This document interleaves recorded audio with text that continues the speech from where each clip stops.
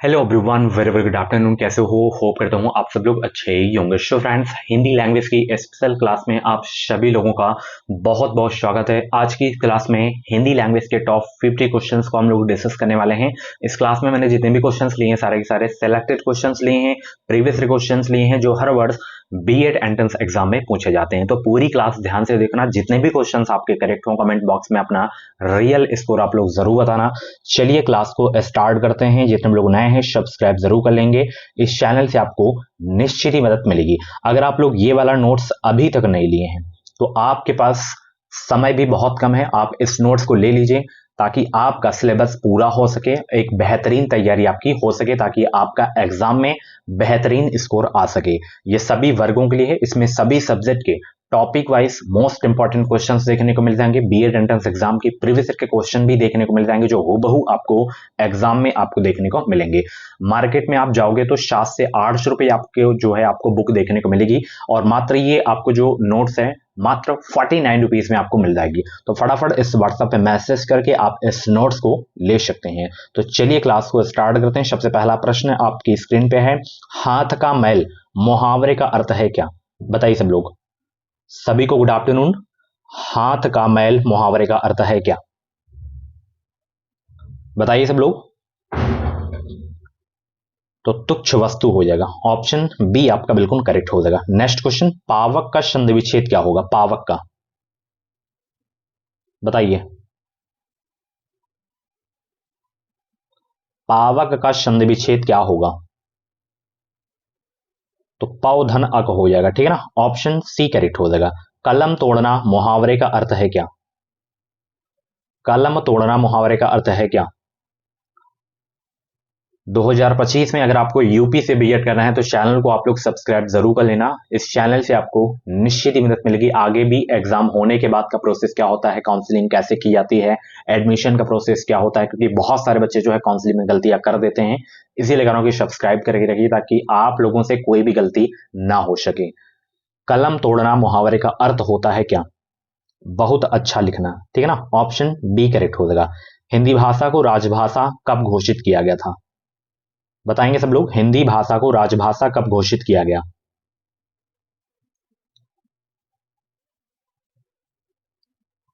तो 14 सितंबर 1949 को हिंदी भाषा को राजभाषा घोषित किया गया था। इसीलिए 14 सितंबर को राष्ट्रीय हिंदी दिवस मनाया जाता है और 10 जनवरी को विश्व हिंदी दिवस मनाया जाता है, ठीक है ना। चलिए, हिंदी का स्वर्ण युग किस काल में रहा है? हिंदी का स्वर्ण युग किस काल में रहा? रीतिकाल, भक्तिकाल, आदिकाल या आधुनिक काल? 55 का जवाब दीजिए सब लोग। हिंदी का स्वर्ण युग किस काल में रहा? भक्ति काल में। ऑप्शन बी आपका बिल्कुल करेक्ट हो जाएगा। पीपल पात सरिस मंडोला, इसमें कौन सा अलंकार है? पीपल पात सरिस मंडोला, इसमें कौन सा अलंकार है? तो इसमें आपका उपमा अलंकार है। ऑप्शन बी आपका बिल्कुल करेक्ट हो जाएगा। साकेत के रचनाकार कौन है? बहुत इंपॉर्टेंट क्वेश्चन है, कई बार अपनी क्लास में ये क्वेश्चन मैं करवा चुका हूं। 57 का जवाब दीजिए। साकेत के रचनाकार हैं कौन? मैथिली शरण गुप्त हैं। ऑप्शन बी आपका बिल्कुल करेक्ट हो जाएगा। जितने भी लोग वीडियो को देख रहे हैं वीडियो को लाइक जरूर कर देंगे। चलिए अगला प्रश्न आपकी स्क्रीन पे है, उज्जवल शब्द का शुद्ध रूप है क्या? उज्जवल शब्द का, कल की भी क्लास में ये शुद्ध वर्तनी वाला जो शब्द है उज्जवल, ये करवाया था मैं। कल वाली क्लास अगर आप लोग देखे होंगे तो ये क्वेश्चन आप देखते हुए उड़ा दिए होंगे। उज्जवल का शुद्ध रूप ये होता है। ओके, चलिए नेक्स्ट क्वेश्चन, हिंदी की उत्पत्ति किस भाषा से हुई है? हिंदी की उत्पत्ति किस भाषा से हुई है? सौर सैन्य अभ्रंश से हुई है। ऑप्शन सी आपका बिल्कुल करेक्ट हो जाएगा। सतचयन का संधि विच्छेद क्या होगा? और अगर आप लोगों को जो है बीएड कम फीस में करना है तो ये मेरा व्हाट्सएप नंबर है 7905632533। इस पे आपको मैसेज करना है। मात्र 50,000 में हम आपका बीएड करा देंगे अच्छे कॉलेज से, ठीक है ना। तो ये नंबर नोट करके रखिए। तो सतचयन का जो संधि विच्छेद होगा सत धन चयन हो जाएगा। ऑप्शन सी ए वाला आपका बिल्कुल करेक्ट हो जाएगा, ठीक है ना। चलिए, अंधेर नगरी चौपट राजा नाटक किसने लिखा? अंधेर नगरी चौपट राजा नाटक किसने लिखा? 61 का जवाब दीजिए सब लोग।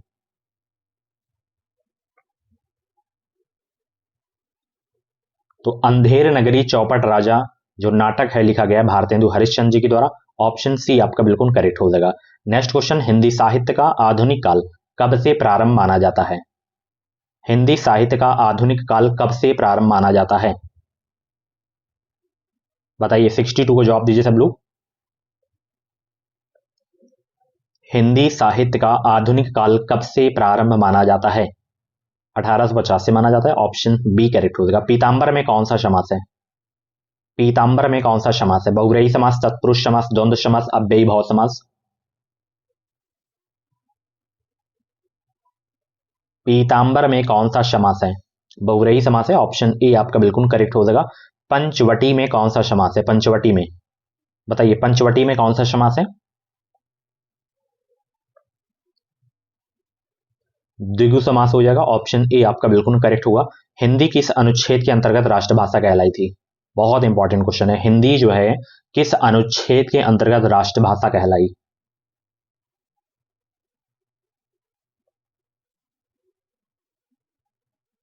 अनुच्छेद 343, ठीक है ना, के तहत जो है राष्ट्रभाषा कहलाई हिंदी। ऑप्शन ए करेक्ट हो जाएगा। जगदीश का संधि विच्छेद क्या होगा? बताइए, जगदीश का संधि विच्छेद क्या होगा? बहुत इंपॉर्टेंट क्वेश्चन है आपके एग्जाम के लिए। जगदीश का संधि विच्छेद क्या हो जाएगा? जगत धन ईस हो जाएगा। ऑप्शन ए आपका बिल्कुल करेक्ट होगा। प्रदर्शनी का शुद्ध रूप क्या होगा? इसका शुद्ध रूप बताइए, चारों में से शुद्ध रूप कौन सा है? 67 का जवाब दीजिए सब लोग। वीडियो की लाइक की संख्या बहुत ही कम है, तो फटाफट वीडियो को लाइक कर दो सभी लोग। तो यहां पे प्रदर्शनी का शुद्ध रूप ये वाला है, ऑप्शन डी। नेक्स्ट क्वेश्चन, अरबी भाषा का कौन सा शब्द है? अरबी भाषा का कौन सा शब्द है? 68 का जवाब दीजिए। अरबी भाषा का कौन सा शब्द है? गुनाह, ये वाला आपका शब्द है, ठीक है ना, अरबी भाषा का। नेक्स्ट क्वेश्चन आपकी स्क्रीन पे है। पंचगद्दा एक संख्यावाची शब्द है, अर्थ की दृष्टि से इसके अंतर्गत आने वाले पदार्थ हैं कौन से?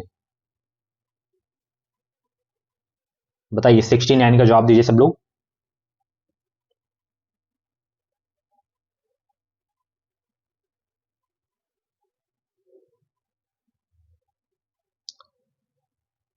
पंचगद्दा एक संख्यावाची शब्द है, अर्थ की दृष्टि से इसके आने वाले पदार्थ 5 हैं, ठीक है ना। Option C.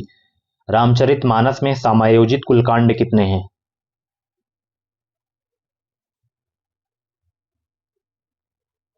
तो टोटल 7 कांड है। सबसे बड़ा कांड कौन सा है? सभी लोग कमेंट बॉक्स में छापेंगे सब लोग। संस्कृत भाषा के पहले कौन सी भाषा थी? संस्कृत भाषा के पहले कौन सी भाषा थी? प्राकृत थी, ठीक है ना। ऑप्शन सी करेक्ट हो जाएगा। किस लोकवक्ति का अर्थ वैभव क्षणिक होता है?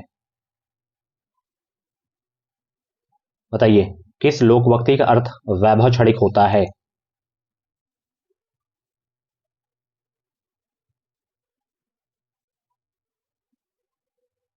चार दिन की चांदनी फिर अंधेरी रात, ये वाला आपका करेक्ट हो जाएगा। लखनऊ शब्द में प्रत्यय है कौन सा? लखनऊ शब्द में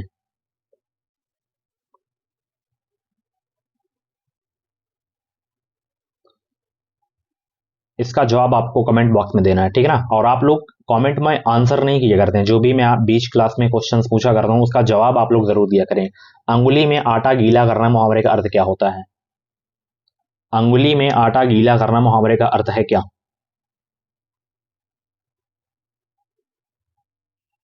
व्यर्थ का काम करना हो जाएगा। ऑप्शन डी करेक्ट हो जाएगा।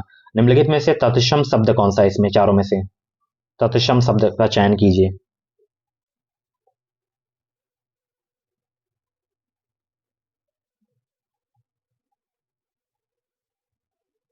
आम्र, इसका तद्भव क्या होता है? आम होता है। दानवीर में कौन सा समास है? दानवीर में बताइए, दानवीर में कौन सा समास है?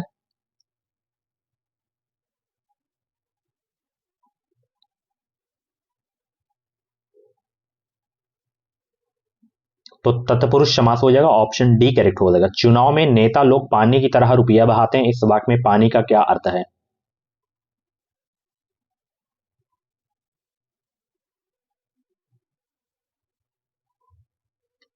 चुनाव में नेता लोग पानी की तरह रुपया बहाते हैं, इस वाक्य में पानी का क्या अर्थ है? व्यर्थ हो जाएगा, ऑप्शन बी करेक्ट हो जाएगा। नेक्स्ट क्वेश्चन, कल्पना का विपरीतार्थक शब्द कौन सा है? कल्पना का विपरीतार्थक शब्द कौन सा है? यथार्थ हो जाएगा, ऑप्शन ए करेक्ट हो जाएगा। निम्नलिखित में से कौन सा शब्द पुल्लिंग है?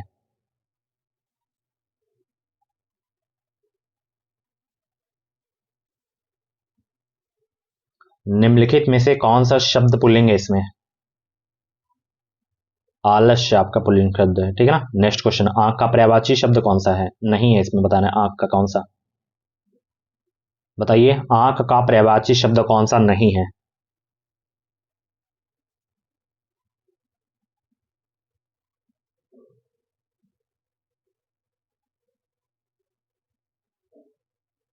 तो चक्षु है, अच्छी है, लोचन है, धात्री नहीं है। ओके, ऑप्शन डी आपका बिल्कुल करेक्ट होगा। नेक्स्ट क्वेश्चन, 5-7 की लकड़ी एक जने का बोझ लोकवक्ति का अर्थ है क्या?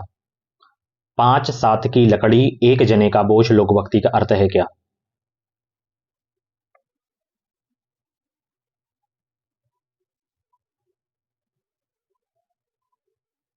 मिलकर काम करने से कठिन कार्य भी सरल हो जाता है, ऑप्शन डी करेक्ट होगा। रिक्शा किस भाषा का शब्द है? रिक्शा किस भाषा का शब्द है? तो रिक्शा जापानी भाषा का शब्द है, ऑप्शन सी करेक्ट हो जाएगा। अंग्रेजी शब्द ड्राफ्टिंग का भारत सरकार द्वारा स्वीकृत हिंदी अनुवाद होगा क्या? अंग्रेजी शब्द ड्राफ्टिंग का भारत सरकार द्वारा स्वीकृत हिंदी अनुवाद होगा क्या? आरोपण हो जाएगा, ऑप्शन बी करेक्ट हो जाएगा। निम्नलिखित में से स्पर्श व्यंजन कौन सा है? बताइए, स्पर्श व्यंजन बताइए कौन सा है। और स्पर्श व्यंजनों की संख्या कितनी होती है? कमेंट बॉक्स में जरूर छापेंगे सब लोग। 6, ठीक है ना। 25, बहुत ही अच्छे भाई। चलिए अगला प्रश्न, हाथ मलना मुहावरे का अर्थ है क्या? हाथ मलना मुहावरे का सही अर्थ क्या है? पछताना, ऑप्शन बी करेक्ट हो जाएगा। निम्नलिखित में से कौन सा तद्भव शब्द है इसमें? तद्भव शब्द बताइए कौन सा है।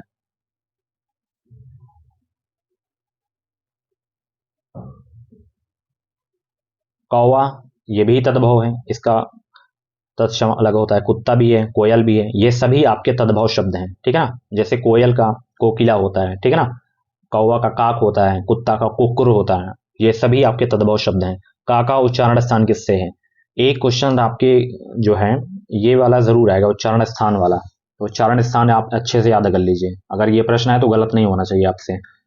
तो का होता है कंठ से, अगर हम चा की बात करें तो तालु से होता है, ठीक है। टा का मूर्धन्य से होता है, ता का दंत से होता है, एंड यहाँ पे पा का ये आपका ओष्ठ से हो जाएगा, ठीक है ना। चलिए, तरी का पर्यायवाची शब्द कौन सा है? तरी का 88 का जवाब दीजिए। तरी का पर्यायवाची शब्द कौन सा है?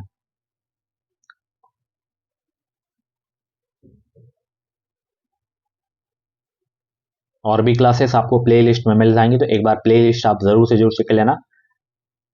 एंड 50,000 में अगर आपको बीएड करना है तो आप हमारे उसी व्हाट्सएप पे मैसेज करेंगे, आप अपनी सीट बुक करा लीजिए अभी से, क्योंकि लिमिटेड सीटें हैं हमारी यहाँ। सीट बुक करा लीजिए, आप बिहार से हो, कहीं से भी हो, आपका एडमिशन हो जाएगा हमारे यहाँ। ईयरली एग्जाम होगा, बार बार आने की भी जरूरत नहीं है, घर बैठे भी आपका एडमिशन हो जाएगा, डोंट वेरी। तरी का पर्यायवाची शब्द कौन सा है? तो यहाँ पे नौका हो जाएगा, ठीक है ना। चलिए, निम्नलिखित में से कौन सा शब्द स्त्रीलिंग है इसमें? और जो भी जैसे कौशाम्बी डिस्ट्रिक्ट से हैं, प्रयागराज से हैं, वो जरूर से जरूर हमसे कांटेक्ट करेंगे, कौशाम्बी प्रयागराज वाले, क्योंकि मैं प्रयागराज से ही बिलोंग करता हूं। निम्नलिखित में से कौन सा शब्द स्त्रीलिंग है इसमें? गिलहरी आपका स्त्रीलिंग है, ठीक है ना। नेक्स्ट क्वेश्चन, छतरी शब्द में प्रत्यय है कौन सा? छतरी में बताइए, प्रत्यय उपसर्ग से एक एक क्वेश्चन 100% आपके एग्जाम में आएगा। छतरी शब्द में प्रत्यय कौन सा है? ई प्रत्यय हो जाएगा, ऑप्शन बी। ढिंढोरा पीटना मुहावरे का अर्थ है क्या? ढिंढोरा पीटना मुहावरे का अर्थ है क्या? संघर्ष करना, समय व्यतीत करना, व्यर्थ का काम करना, बातों को प्रचारित करना। बिल्कुल सही, डी ऑप्शन बिल्कुल करेक्ट हुआ। ढिंढोरा पीटना मुहावरे का जो अर्थ होता है, बातों को प्रचारित करना होता है। कनक का कौन सा अर्थ नहीं है इसमें? कनक का कौन सा अर्थ नहीं है? चंद्रमा, धतूरा, सोना, नाग केसर।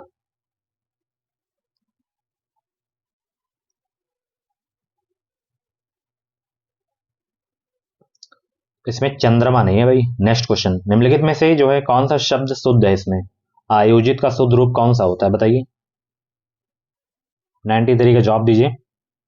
सभी को गुड आफ्टरनून। इसके बाद जो आपकी क्लास होगी शाम को 6:45 पे होगी, जुड़ा ना मत बोलिएगा सभी लोग। आयोजित का शुद्ध रूप ये वाला होता है, सी वाला। देख लीजिए नेक्स्ट क्वेश्चन। आप भले आए इस वाक्य में भले क्या है? संज्ञा, विशेषण, सर्वनाम, क्रिया विशेषण।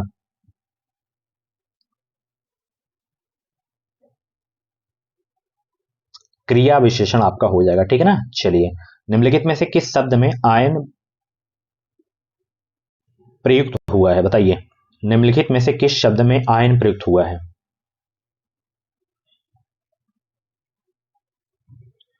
नारायण आपका हो जाएगा, ठीक है ना। नारायण शब्द में आयन प्रत्यय प्रयुक्त हुआ है। सरस्वती पत्रिका के संपादक कौन थे? सरस्वती पत्रिका के संपादक कौन थे?